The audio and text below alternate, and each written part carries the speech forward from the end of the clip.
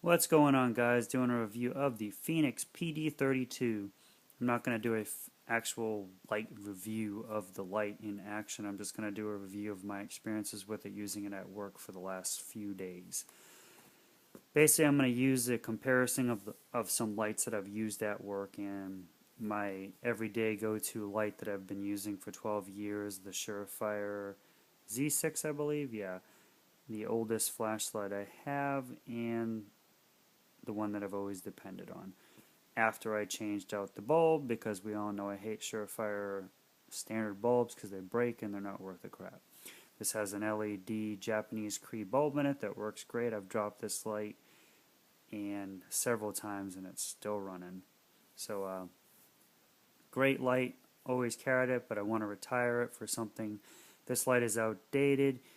Even though I've replaced the bulb, it's about 320 looms, but it's just got that one setting, 320 looms. You know, you don't got strobe, you don't got anything else. You got a pressure switch, and all you got is 320 looms. I want to go to one of these other lights, and which brought me to this light, the Fenix pretty much PD32 Ultimate Edition, which is 740 looms. I like the design of this light. It's a good duty light. I've used it, like I said, for the past week, running it at work. Love what I've seen out of the light so far. One battery will last you quite some time. This one is, if you're depending on how much you use the light.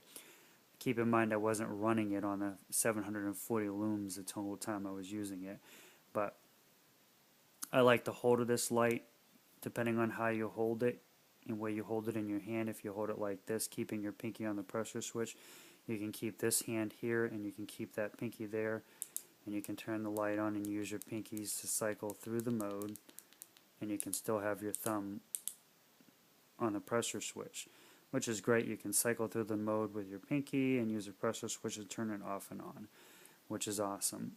If you're, especially in my field, is a great option, but for anybody else it's awesome too.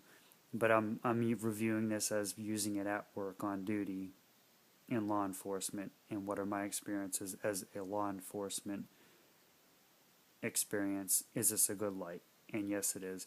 It's built well, it's built strong. The downside to this light, though, the only downside that I can find to this light is the case it comes with, which is crappy. Good for an everyday person that carried this on a pair of jeans, but if you're in law enforcement, security, or military, this is crap. This will destroy the light. If you've ever worked law enforcement or security or military, you know what I'm talking about. If you're gonna have to wrestle people to the ground, or you're gonna get into altercations, you're going to get into an altercation, and you probably going to end up on the ground sometimes and sometimes not. But this is crap. This is not going to protect the light. And yeah, I know it's just a case and it's great and all, but the downside to this light is I haven't been able to find a case that this light will fit in so I can carry it on my duty belt. So right now I'm carrying it in my cargo pocket, or having to just hold it in my hand all the time because there's not a case that I have been able to find that will protect this light like the case that the Surefire has out, the Kydex or polymer case that all the Surefires can fit in, which is awesome. That's what I like about Surefire lights too. All their lights can fit in all the Surefire in that one Surefire case. Most of the lights fit in it, which is great.